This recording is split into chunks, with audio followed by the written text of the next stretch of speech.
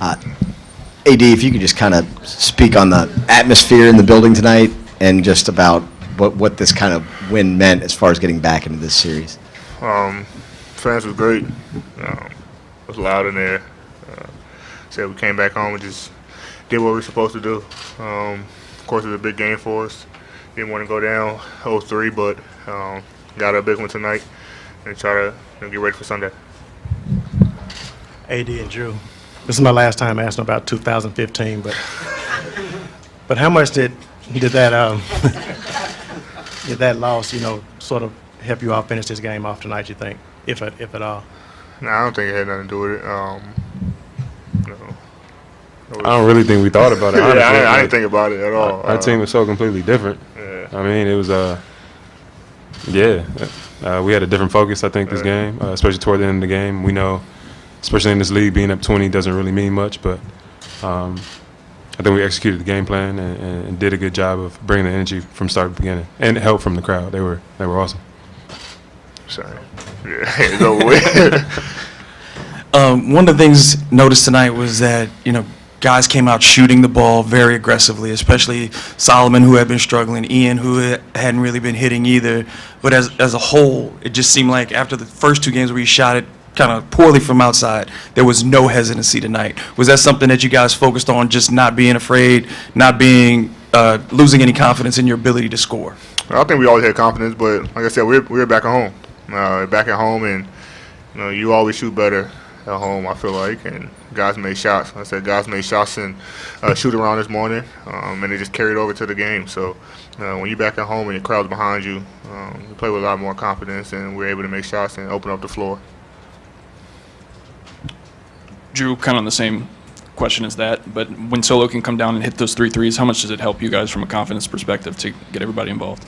It's huge. I think it opens up the lane, especially for Solomon to come out and knock down those threes. They were so wide open where he has to take them. That can be a lot of pressure on somebody, but him stepping up and knocking those in, I definitely felt like opened up the lane for Anthony to be able to post up and them not double team. AD, Alvin mentioned that you kind of, during a huddle or a timeout, that you kind of said, we're not losing this game. Like, no matter what, we're not going to lose this game.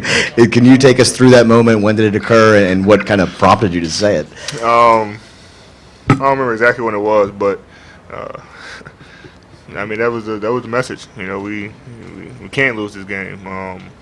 It's always tough to come back from 0-3, but our mindset is to go out there and play. Do what we're supposed to do, follow the game plan, and whatever results happen. And we followed the game plan to a T tonight, and was able to come out with the win. I said guys made shots, so it's a lot easier, to play and try to win, but and get into the free throw line. So, like I said, when guys making shots and we get into the line, we able to dictate the pace, and I think we did that tonight. Over here from both of you guys, sometimes a strategic adjustment or just being assignment sound can tip the balance between winning and losing. Other times it's intangibles like energy and things like that, aggression. Which one do you think tonight was more influential in the outcome? I think aggression, honestly. Guys just coming out, just being aggressive, both ends of the floor, not just offense. These guys, Jrue, Rondo, Ian, Etwan, Solo out here, chasing their guards and KD and making it tough on them, and us as bigs just doing what we're supposed to do. But I think everybody did their job tonight. Came out aggressive, like Solo came out aggressive shooting in, which helped us a lot. So I think the aggressiveness part definitely helped us tonight. All right, Rondo had 21 assists tonight. How much does it change the offense when he's really controlling the pace the way he did tonight? I think Rondo always does that. The way he attacks the basket, even though they're backing off of him, the way he pushes the pace off the rebound, the way he's fighting for rebounds. I know that first, I think it was that first possession, fighting for rebounds, but just being able to push the pace. It's huge for us. It makes us want to run the floor, get to the corners, space the floor a lot, or get an easy bucket. So, and knocking down shots is a lot easier. When he passes it, it's always on time.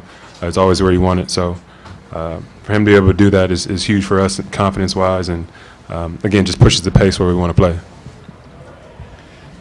Jrue, you guys talked a little bit about Solomon specifically, but more generally, what can you say about your bench? Because that's an area that's generally kind of seen as a strength for the Warriors.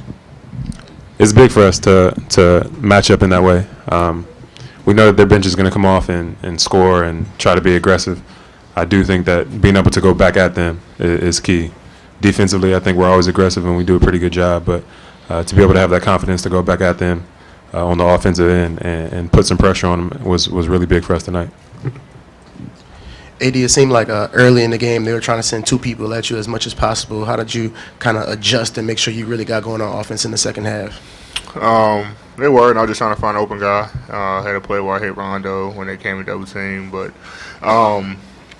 guys made shots. When you make shots, it's hard to double team, you know.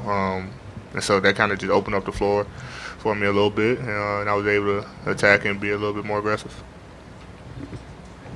Jrue, y'all were up like 20 with 8 minutes left, and Rondo is still pushing the ball full speed down the floor. Does it speak a little bit that no matter the situation, that's how he's going to play and that's how you all are going to play? And how much confidence do you have in that style? For sure. I feel like that's the only way we can play. When we slow the ball down, I feel like we're not as best as we can be. When he's pushing the pace and everybody's running the floor, even up 20, we want to get it to 30. So we know how fast they play. We know how they can come back and just any game, 5 minutes, knocking down threes or whatever. So to be able to push the pace for 48 minutes is what we want to do.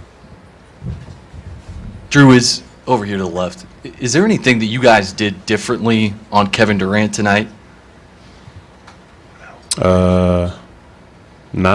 I mean, honestly, nah, I don't think so. Just try to be aggressive, make him shoot some tough shots, contested, just for him to see that there's always a hand in his face. Nah, not really. I mean, the way that, whether it's KD, Stephen Curry, Klay Thompson, the way that they're able to score, I mean, defensively, is the benchmark basically less than 30 points for those types of players? Honestly, we don't even really talk about that. It's really just going out there and taking your matchup personally.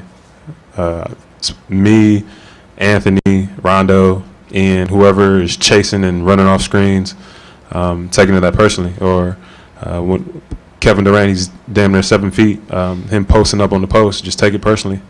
You don't want to get scored on every time. That's not fun. So just try to be aggressive and make him shoot tough shots. Anthony, I know you guys say you don't think about that Game 3 loss to the Warriors at all, you know, during a game like this, but subconsciously, are there things that you learn in closing out games like that against a defending world champion? Just continue to push the pace. I think in 15 we playing trying not to lose instead of just playing to win. You know, we were slowing the ball down, trying to have Game 3, but Rondo kept pushing the ball, which forces us to continue to run. We was able to still get some good looks. So just playing how we always play until the game is over. I thought you said that was the last question about 2015. I think the Pelicans put it on. Just trying to extend it for television. That's it. That's it. Cool.